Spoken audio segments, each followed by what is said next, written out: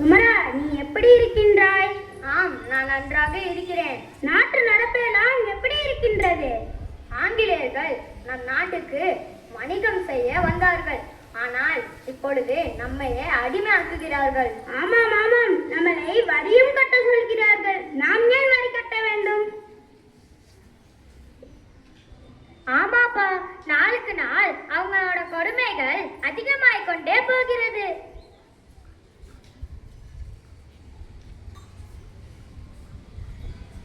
என்ன இங்க கூட்டம் போட்டுட்டு இருக்கீங்க? இப்பெல்லாம் கூட்டம் போடக்கூடாது, கலந்து செல்லுங்க.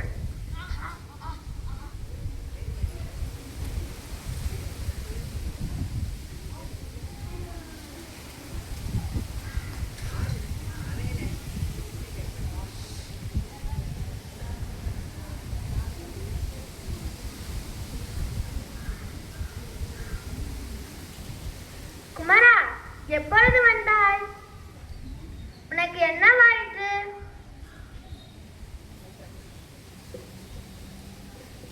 அம்மா, நான் என் நண்பர்களுடன் பேசிக் கொண்டிருந்த போது ஆங்கிலேயர்கள் எங்களை அடித்து விரட்டினார்கள்.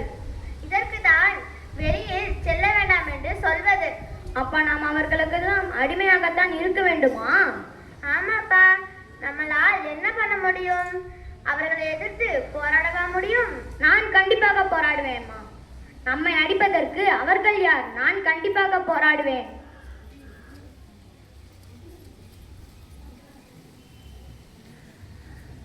வாருங்கள் வாருங்கள், நான் உங்களிடம் பேசலாம் என்று நினைத்திருந்தேன். ஏன், என்னவாயிற்று குமரா? ஆங்கிலேயர்களின் ஆட்சி நாளுக்கு நாள் மோசமாகிக் கொண்டே போகிறது. இதற்கு நாம் ஏதாவது செய்ய வேண்டும். நாம் அவர்களை எதிர்த்து போராடுவோமா? போராடலாம். போராடி நமது நாட்டிற்கு சுதந்திரத்தை வாங்கி தரலாம். சரி சரி, நம்ம எல்லாரும் போராடலாம்.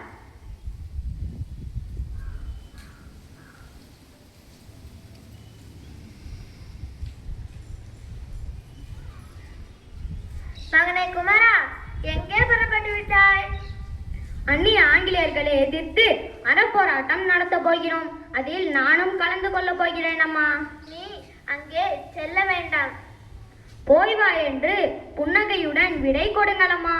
நான் 4 பிள்ளைகளை பெற்றிருந்தால் ஒரு மகனை நாட்டுக்காக கொடுத்திருப்பேன். ஆனால் எனக்கு இருப்பதோ நீ ஒருவன் தானடா.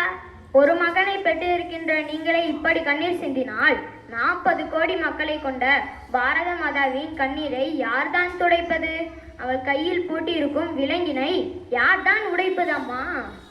ஊருக்கு போயிருக்கும் உன் மனைவி வந்து என் கணவன் எங்கே கேட்டால் நான் என்ன பதில் சொல்வது?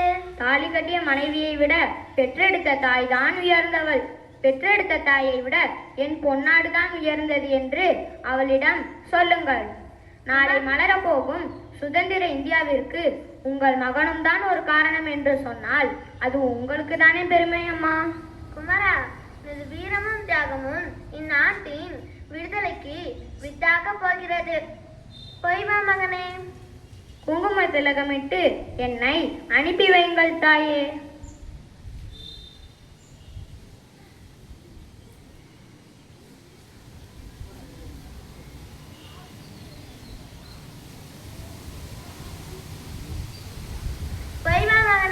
சென்று வருகிறேன் அம்மா.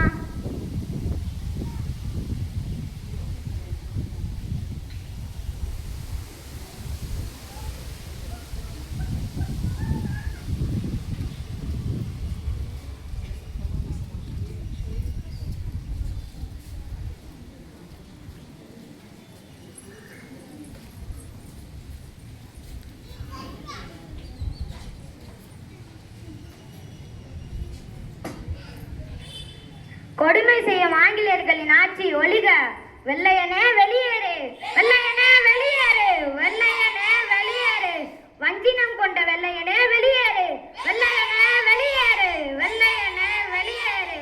வந்தே மாதரம், வந்தே மாதரம். போராடுவோம் போராடுவோம், ஆங்கிலேயர்களை வெளியேற்றும் வரை போராடுவோம் போராடுவோம் போராடுவோம் போராடுவோம் போராடுவோம். Stop it man. ஏன் நிறுத்த வேண்டும்? எதற்காக நிறுத்த வேண்டும்? சுதந்திரமே எங்கள் பிறப்புரிமை. அதை அடையும் வரை போராடுவோம். இது உங்கள் நாடு, இது எங்கள் நாடு. நீங்கள்லாம் எங்கள் அடிமைகள். யார் யாருக்கு அடிமை? யார் யாருக்கு அடிமை? நாங்கள் உங்களுக்கு அடிமையா? நயவஞ்சகர்களே! யார் அங்கே? இவர்களை அடித்து விரட்டுங்கள். இவர்களை அடித்து விரட்டுங்கள். இங்கே நின்று இப்படியெல்லாம் சத்தம் போடுவது சட்டப்படி குற்றம். உடனே கலைந்து செல்லுங்கள். இல்லையெனில் அடித்து விரட்டுவோம். அடிப்பாயா? இங்கே அடிங்க பார்க்கலாம். நாங்கள் அஞ்சி ஓடும் குள்ளநரிகளின் கூட்டம் அல்ல, பதுங்கி பாயும் புலிகளின் கூட்டம். உயிர் பிச்சை தருகிறேன், இங்கிருந்து ஓடி விடுங்கள். ஓடுவதா?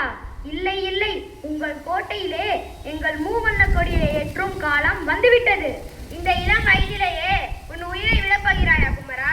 இந்த தள்ளாத வயதிலும் தடியை ஊன்றி தண்டி யாத்திரை செல்கிறார் அண்ணல் காந்தியடிகள். இந்த வயதிலேயே எங்களை வீட்டிலே உட்கார சொல்கிறாயா? உயிர் மீது ஆசை இருந்தால் கொடியை கீழே போட்டுவிட்டு கலைந்து செல்லுங்கள். இல்லையெனில் அடித்து விரட்டுவோம்.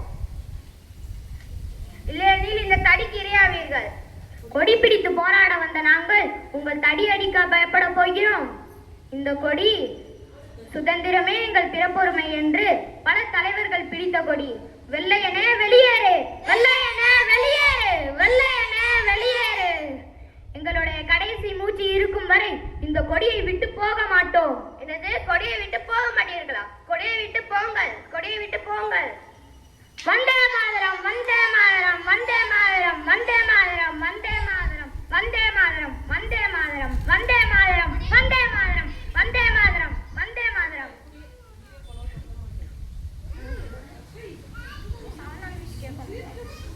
என்னுடைய கடைசி மூச்சு இருக்கும் வரை இந்த கொடியை விட மாட்டேன்.